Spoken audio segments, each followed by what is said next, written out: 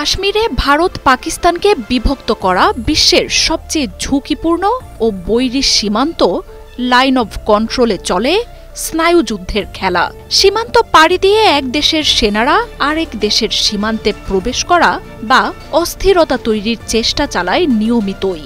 তবে সেখানে ভারতীয় সেনাদের তটস্থ থাকতে হয় পাকিস্তানের বিশেষায়িত এক সীমান্তরক্ষী বাহিনীর ভয়ে। দ্রুত বেগে সব প্রতিরক্ষা ভেদ করে ভারতের ভূখণ্ডে আক্রমণ চালিয়ে আবার অলক্ষ্যেই ফেরত আসে নিজ সীমানায়। সীমান্তে পাকিস্তানের এই দুর্ধর্ষ বাহিনীটির নাম বর্ডার অ্যাকশন টিম ব্যাট, যাদের ভারতীয় সীমায় প্রবেশ করে শত্রুর মাথা কেটে নেয়ার রেকর্ড পর্যন্ত আছে।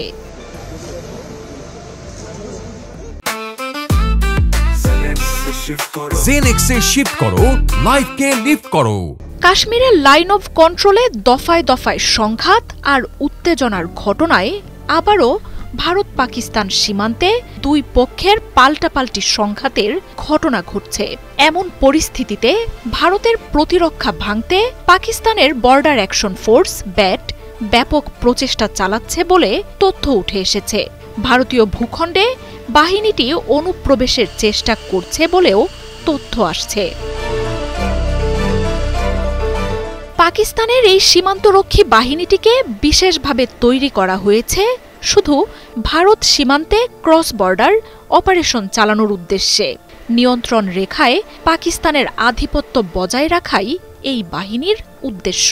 তবে ভারতের দাবি, পাকিস্তানের স্পেশাল সার্ভিস গ্রুপ সহ লস্করি তৈয়বা, জৈশ-ই মোহাম্মদের মতো উগ্রপন্থী দলগুলোর সমন্বয় রয়েছে বর্ডার অ্যাকশন ফোর্সে।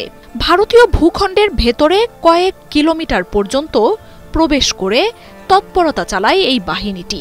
পাকিস্তানের সামরিক ও বিমান বাহিনীর কাছ থেকে দুর্ধর্ষ প্রশিক্ষণ পায় সংগঠনটির যোদ্ধারা। ভারতীয় গণমাধ্যমগুলোর তথ্য অনুযায়ী ভারত পাকিস্তানের মধ্যকার নিয়ন্ত্রণ রেখার ৭৭৮ কিলোমিটার অঞ্চলেই অভিযান চালায় পাকিস্তান বর্ডার অ্যাকশন ফোর্স। বিশেষ করে যেখানেই ভারতের প্রতিরক্ষা একটু ভঙ্গুর, সেখানেই সক্রিয় তৎপরতা চালায় বাহিনীটি। অভিযানের আগে জায়গা চিহ্নিত করতে সীমান্তে রেইডও চালায় বাহিনীটি। গেরিলা কৌশলে চৌকস যোদ্ধারা যে কোনো সুসজ্জিত বাহিনীর মধ্যেই ভয় ধরাতে সক্ষম। বর্ডার অ্যাকশন ফোর্সের এই যোদ্ধাদের অন্তত ৮ মাসের এক কঠোর প্রশিক্ষণের মধ্য দিয়ে যেতে হয়। প্রথমে পাকিস্তানের সেনাবাহিনীর দুর্ধর্ষ অনুশীলনের পর আরও ৪ সপ্তাহ প্রশিক্ষণ দেয়া হয় দেশটির বিমান বাহিনী থেকেও।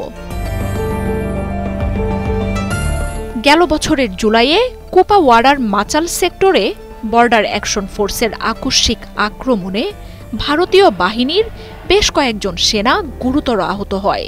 ২০২০ সালেও কাশ্মীরের পুঞ্চে ভারতীয় বাহিনী ভয়াবহ আক্রমণের শিকার হয়। এর আগের বছরগুলোতেও পাকিস্তানের এই বাহিনীর নিয়মিত হামলায় ভারতীয় বাহিনীতে হতাহতের ঘটনা ঘটে। বড় ধরনের ক্ষয়ক্ষতির শিকার হয় নরেন্দ্র মোদীর দেশটি। মার্জিয়া উপমা, ৭১।